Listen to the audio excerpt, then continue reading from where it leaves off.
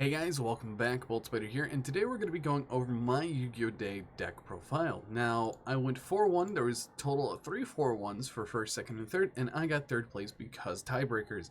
Now, let's talk about my matchups. We had round 1, I don't honestly remember what I played against, but I 2-0'd that round. After that, it was round 2 for Sprite Brigade, and I got 0-2'd. So, he won out because he drew all the interruptions and set up crazy boards. Round 3 was Eldritch going 2-1. Took a gain off my hand because I was a little sloppy play. Round 4 it was Sprite Bestial going 2-1. And round 5 was a mirror match with Tearlaments Ishizu going 2-1. Managed that out of the littlest grasp of my teeth. And I'll explain how I won that match after we get into the side deck. But first, let's talk about the main deck cards. First off, we have triple Tearlaments Sharon, triple Tearlaments Havnus, triple Murley, and double Reno Heart. I feel like this is a set standard of the lineup for the Tearlament monsters 3332, while other people are doing 3322, 3333, but honestly, I really love 3332 because it gives you maximum opportunities to run other cards. Cutting that one extra card definitely helps quite a bit.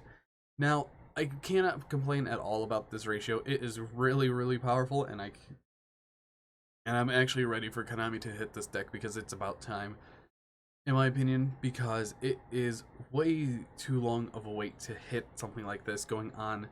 I think we're going on 7 months with Tearlaments being around.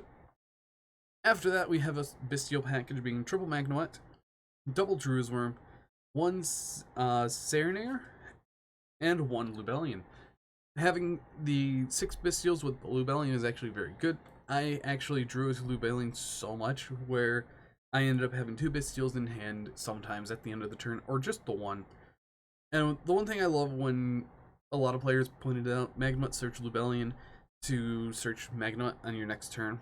It is really, really useful if it's summoned during your opponent's turn, so you have another Bestial for backup. Other than that, only thing I would change, I would definitely bump up Drewsworm to 3. Outside of all that, I'm really happy with the Bestial package. After that, we are going on to the Ishizu cards. We have triple Medora, triple Keldo, triple Kelbeck, and double Agito. Now, I was talking with people from Yu-Gi-Oh! Organization and other people from other Discords about it, and one person, Dan, really, really great guy, really insightful person, because I was only running one Agito at the time, he's like, you are scared of going into the tournament matchup. So I bumped it up to 2, and it worked wonders seeing it more often. And just that little comment definitely changed how the deck looked. I really, really loved having the double Agito because it's super useful. Sure, I didn't really summon it for its effect. I just mostly milled it. Outside of that, I really don't use the effects for these two to bounce something and summon, or summon 2 level 4s for free. Outside of that, I use all their effects 100%, but not most of the time. And also the one Herald of Orange Light, this card came up so much, it's one of the powerful hand traps right now. Now let's get into the spells. We have triple Perlino and the one Terraforming. So honestly, you have 4 copies. In my opinion, this is a really, really powerful card. With Ancient Fairy Dragon coming back to the game sometime soon, Terraforming's gonna have a little competition. But in my opinion, I really like the 4 field spells. I sometimes do think Terraforming could get hit, but other than that, it's definitely not worthwhile of a hit. After that, we have triple Tearlaments Scream. This is super standard for current builds, along with 2 triple Tactics Talent. I only activated it like 3 times last night, and 2 of the 3 times really mattered. Finally, one instant fusion. I really want this card to get hit, even though I activated it like twice. It's such a powerful card. Instant fusion is just one of those cards that aged so well over time. Being able to summon any level 5 fusion monster from your extra deck, any level 5 or lower, it's really, really powerful. I really wish they would hit this, but they have so much product coming out that actually utilizes this card. It's insane. And finally, for the traps, we have one Solik and Crime. Solik, I definitely used a couple times, but Crime was the main star of the show. I'm thinking of bumping Crime up more to 2 because of how powerful it is. But let's get into the extra deck. We have one Tearlaments, Reno Heart, or Kaleido Heart, and Rokolos, your big boss monsters that really do a lot, and I really like that. Now, the one thing that I did that not many also did were 2 Tearlaments Kitkalos, because if one gets banished, just in case, you have a backup plan. Outside of that, what happened once was I got evenly matched, so I was keeping my Baguska in the field, and I just banished the Kitkalos. I'm like, yeah, I don't need it because I have a second one.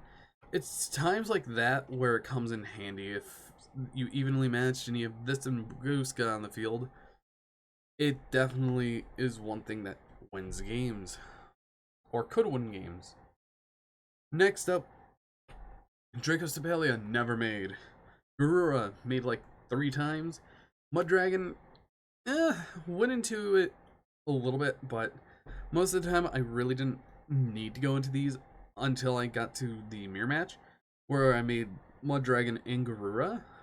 So it was very useful. And now for the extra deck, we have the one Zeus, one Wolo, never made this thing ever, one Baguska, one Abyss Dweller, and one Redoer. I think out of the Xyzs that were the most summoned, it had to be the Triad, and I really love this Triad, as Baguska is just great, being a floodgate that just negates all monsters that are summoned to the field outside of Link monsters. Abyss Dweller is amazing in the mirror match, and Redoer is just good because it triggers your tier cards, since it's sent to the graveyard by an effect. After that, we have Link monsters Dark, Sprind, and Elf. Honestly, most of the time, these came in handy. I really wish I would have cut probably something like Dragostapelia for an Axis Code Talker, because sometimes I needed that little extra boost. Or maybe a Boral Sword. But outside of that, these really worked super well. Now into the side deck. Let's talk about that. So, I am running triple Drolan Lockbird in the side. This card is a very powerful card because it can shut off your opponent from searching. It's also good against Floowandereeze and many other decks that search a lot. But it really only came up once, and that's it. Outside of that, it's a very niche card if you're not playing tier. And after that, we have the one Scattershot. This card right here won me game 3 of round 5 because my opening hand was Sharon Scattershot, and he's like, you got it. Because there was only 30 seconds left on the clock. Opening up that was 10 out of 10. And then finally we have one Necroworld Banshee and one Zombie World. I was really expecting more Floowandereeze, but there's only one Floowandereeze player. Afterwards, we have the one Feather Duster, double Lightning Storm. I really love this. But honestly, I kind of wish Feather Duster was more than one because it's such a powerful card. But I really don't care for Lightning Storm all that much.